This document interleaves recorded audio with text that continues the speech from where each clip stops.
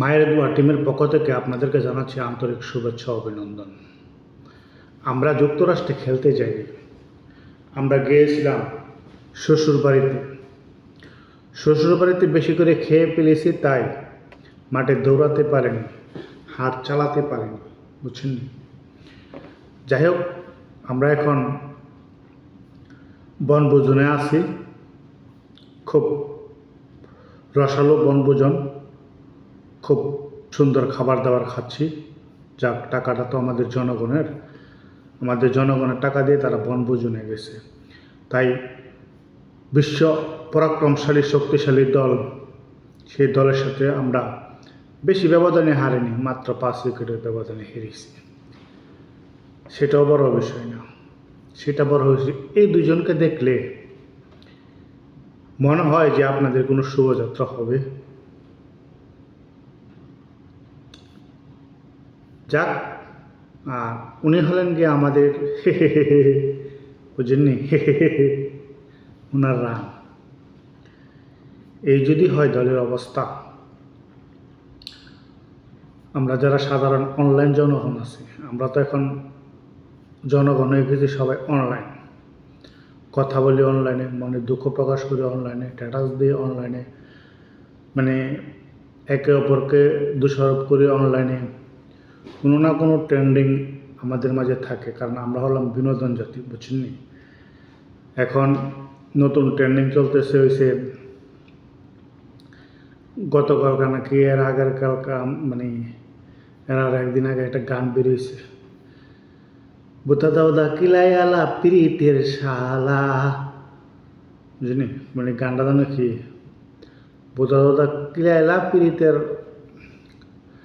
মানে দেখলাম লেওয়ান আবার টিকটক ডুয়েট বহুত কিছু হয়েছে, বুঝলি। ওখানে আমরা মায়ের দোয়ার টিম, এই হলো তাদের বনভোজন।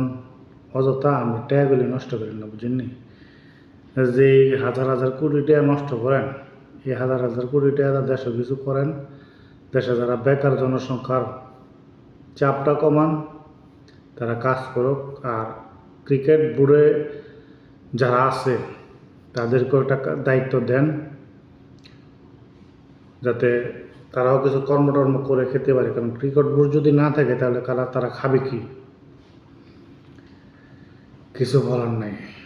বাংলাদেশ ক্রিকেট টিমটাকে বাংলাদেশের প্রত্যেকটা মানুষ ভালোবাসে।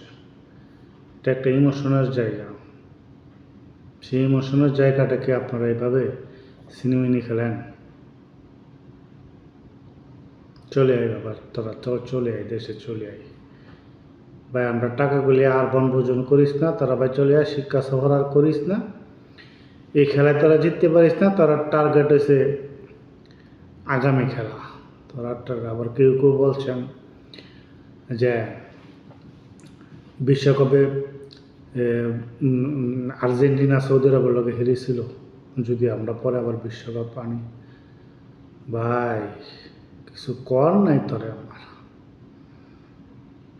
যাই হোক, যে যাই বলি, যত কিছুই করি, টিম আমাদের দেশের, আমরা দেশের নাগরিক, দেশকে ভালোবাসি। ভাই কষ্ট হয়, এই জন্য মাঝে মধ্যে অনলাইনে মনের দুঃখগুলি প্রকাশ করি।